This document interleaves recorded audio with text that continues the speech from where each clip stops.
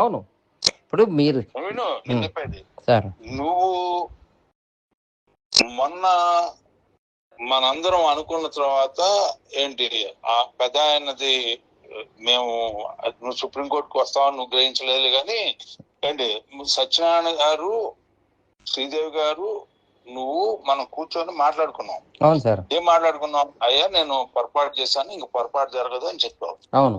నాకు నువ్వు వచ్చినప్పటికే నువ్వు ఢిల్లీ వెళ్ళి ఢిల్లీలో కృష్ణారావు కనపడ్డావు. నీకు గుర్తుందా? ఉంది.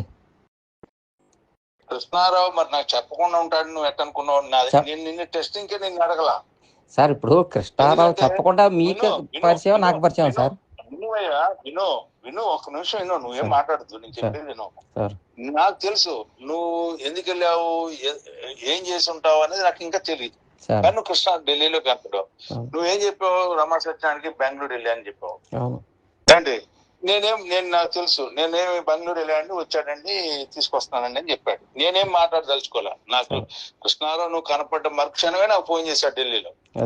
నేనేం చెప్పదలుచుకోలే. ఏం చేయాలి, నేను పట్టుకొని తీసుకురానా అన్నాడు. అంటే పట్టుకొని నేను ఆపను, నువ్వు వస్తావు ఢిల్లీ అన్నాడు. అంటే నువ్వేం వద్దు, నాకేం వద్దులే, వాడు ఏం చేస్తాడు చూద్దాం, నాతో మాట్లాడుతున్నాడు అని చెప్పా. నువ్వు సింపుల్ గా సంతకం పెట్టి వచ్చావు ఇంప్లీట్ పిటిషన్. నేను 14వ తారీఖు వేసానని చెప్పావు. నేను మరుసటి రోజు నీకు పంపిస్తే నాకు నువ్వు వచ్చి ఢిల్లీ నుంచి వచ్చిన తర్వాత నాకు అప్పటికి నువ్వు వేసావో వేయలేదని అనుమానం. వేసావనే డౌట్ ఉంది కానీ నేను నీ దగ్గర క్లారిఫికేషన్ చెప్తాను. మరుసటి రోజు 11ంటికే నాకు నువ్వు నాతో మాట్లాడేటప్పటికే నా దగ్గర ఉంది. అండ్ ఆ రాత్రి కలుద్దాం అనుకున్నాం. సార్ చిన్న మాట మధ్యలో సార్ ఒక చిన్న మాట మీకు ఫస్ట్ అదే చెప్పు సార్. పొద్దున్న కలుద్దాం సార్, ఇందులో చాలా జరిగాయి, మీకు ఎక్స్ప్లెయిన్ చేయాలి అంటే అక్కడ మనం పెద్ద మాట్లాడుకోలేదు. అంటే పొద్దున్న మీరు ఏమన్నారు, పొద్దున్న ఫోన్ చేస్తాను, ఏ టైంకో వద్దు, ఎందుకంటే నేను ఇవన్నీ బోల్డ్ ఉన్నాయి సార్ చెప్పాలని నేను మీకు ముందే చెప్పా సార్. నేను సీఎం దగ్గరికి వెళ్ళి నేనేం చెప్పాను, సీఎం దగ్గర ఇష్యూస్ అని చెప్పి నేను నీకు 5:30-6ంటికి నేను చెప్పే కదా, నేను సెక్రటరీ సీఎం దగ్గరికి వెళ్తున్నా, 5:30-6 అవగానే నీకు ఫోన్ చేశాను, ఫోన్ ఎత్తడం మానేసు మాట్లాడే కదా సార్. మీకు ఫోన్ చేస్తే విను, ఫోన్ చేసి ఏంటి నువ్వేం చెప్పావు, కలుద్దాం అన్న తర్వాత కలవలా, ఇక నువ్వు ఫోన్ ఆపేసావు సార్. మీరు ఫోన్ చేశారు. విను సీను, నాకు ఈ నాటకాలు వద్దాయా. నేనేంటంటే వివాదం లేకుండా వెళ్ళాలని నా ఉద్దేశం. నువ్వు సత్యాన్ గారు కూడా వచ్చి వివాదం వద్దు, ఇవన్నీ ఎందుకు, అందరం కలిసి చేసాం, మళ్ళీ మేము వెనక్కి వచ్చాం, వాడు ఇంకా అటు ఇటు కొట్టుకుంటున్నాడు, నేను మాట్లాడతాను అని అన్నాడు. మాట్లాడు అన్నా. నువ్వు ఇవాళ వెనక్కి వస్తావో ముందుకెళ్తావో నాకు అనవసరం. నువ్వు వస్తాను అంటే నేను చెప్పినట్టు వినాల్సిందే. నువ్వు చెప్పినట్టు విన్నావు, నేను అయిపోయింది. నువ్వు రావాలి అనుకుంటే నేను వస్తాను సార్, నేను మీరు చెప్పినట్టే వింటాను, నాకు నష్టం జరగకుండా చూడమంటే అది నేను చేయగలుగుతాను. అదే సార్ నేను చెప్పేది ఒకటే సార్. విను ఒక్క నిమిషం. నీ కుటుంబం జోలికి అసలు వెళ్ళనయ్యా, వస్తే నీ జోలికే. అదేలేండి. మీ నాన్న జోలికి, మీ ఇంట్లో జోలికి, మీ పిల్లల జోలికి వచ్చే అలవాటు నాకు లేదు. తప్పు చేసింది నువ్వు, అనుభవించాల్సింది నువ్వు. ఇందులో ఏంటంటే రమా సత్యనారాయణ గారిని కూడా అదే అనుకున్నాను, కానీ ఎందుకు ఆయనకు భగవంతుడు బుద్ధి పుట్టించాడో నాకు భగవంతుడు బుద్ధి పుట్టించాడో తెలియదు. ఆయన వెనక్కి వచ్చాడు, ఆయన చేయాల్సిన పని కంటే ఎక్కువ చేశాడు. ఇంకా ఆయన తప్పులన్నీ కొట్టుకుపోయింది దెబ్బకి. నేను ఇవాళ చెప్తున్నా, గుర్తుపెట్టుకో. ప్రజాపతిరావు గారిని ఆయన ఎప్పుడైతే ఆయన ఢిల్లీ తీసుకొచ్చి ఆయన చేత స్వాన్ స్టేట్మెంట్ అక్కడ ఎప్పుడైతే ఇప్పించాడో, రమా సత్యనారాయణ గారు 1000 పాపాలు చనిపోయినాయా. అదేలేండి సార్, కరెక్టే. అవును. నువ్వేం నిర్ణయించుకో, లేదు నేను కూడా కలిసి నడుస్తాను అంటే నువ్వు రా, రేపు పొద్దున మాట్లాడుకుందాం, నేను రమ్మంటే విజయవాడ వస్తాను. మళ్ళీ నువ్వు ఇక్కడ గెలికి అక్కడ ఫోన్ చేస్తే నాకు ఇప్పుడు అక్కడ కూడా కాంటాక్ట్ ఉంది, నీకు తెలుసో తెలీదు, నేను అది కూడా చెప్తున్నా.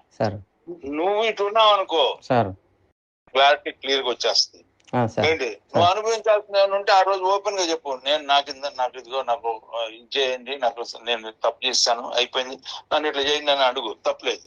బట్ ఓన్లీ వన్ థింగ్ ఏంటంటే నువ్వు చేసే దాంట్లో, నువ్వు ఉండే దాంట్లో నువ్వు క్లియర్ గా లేకపోతే, నువ్వు ఇప్పటికీ లేకపోతే, నువ్వు తప్పు చేసిన దానికి శిక్ష పడేలాగా చేయాల్సిన బాధ్యత నేను చేయకపోతే నేను ఒక మనిషిని కానట్టు.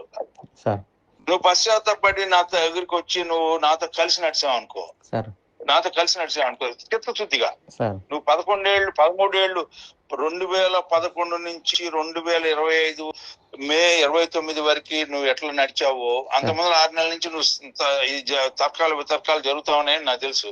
అంటే జనవరి దగ్గర నుంచి 2025 జనవరి వరకు ఎట్లా నడిచావో ఆ రకంగా నువ్వు నేను నాతో నడుస్తానంటే నేను మళ్ళీ ఈ 13 ఏళ్ళు నాతో ఉన్నావు కాబట్టి నేను ఓకే మనిషి అయిన తర్వాత బలహీనత, డబ్బు అంటే బలహీనత లేనప్పుడు ఇంకెక్కువ బలహీనత అని చెప్పి భావించి చేస్తాను. వాళ్ళు నువ్వు చేసావు. ఎందుకంటే ఇవాళ నిన్న మీరెంత ఖర్చు పెట్టారో నేను అంత ఖర్చు పెట్టా. ఏముంటది, ఉంటే ఉంటది, పోతే పోతే. అవును సార్, అవును, కరెక్ట్ సార్. ఇవాళ ఏ రకంగా కూడా ఆ హక్కులు లేని వాళ్ళు మీరు ఖర్చు పెడుతున్నా, హక్కులు ఉండాలి నేను ఎందుకు ఖర్చు పెట్టను? అంతేనండి, ఖర్చు పెడతారు కదా సార్, అంతే, కరెక్టే సార్. నువ్వు అందుకని నువ్వేమనుకున్నావు అనుకో, నేను ఒకటే చెప్తున్నాను, నువ్వు తప్పు చేశాననే భావం నీకుండి పశ్చాత్తాపం నీకుంటే రా. నాకు ఎక్కువ టైం కూడా తీసుకోవట్లేదు నేను. ఓకే సార్, నేను ఐ స్టార్టెడ్ మై వర్క్.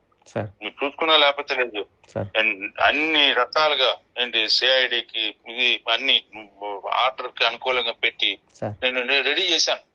ఎందుకంటే ఎక్స్ట్రాక్ట్ చేయించాను ఫోన్ లోంచి. ఎందుకంటే మీరు జరిగిన సంభాషణ అంతా పెట్టించాను. నేను మా మాట పట్టలేదు. అయితే నాతో అనుకూలంగా వచ్చాడు కాబట్టి ఆయనకి రక్షించాల్సిన బాధ్యత, ఆయన చొక్కాకి మట్టి అంటే అయినా కూడా నాదే బాధ్యత. అంతే కదా సార్. నిన్న కూడా కాదు, నువ్వు రమా సత్యనారాయణ ఇంక్లూడ్ చేసినా కూడా బయట తీసుకురాగలను. అదేలేండి, అది కూడా చెప్తాను, గుర్తుపెట్టుకో సార్.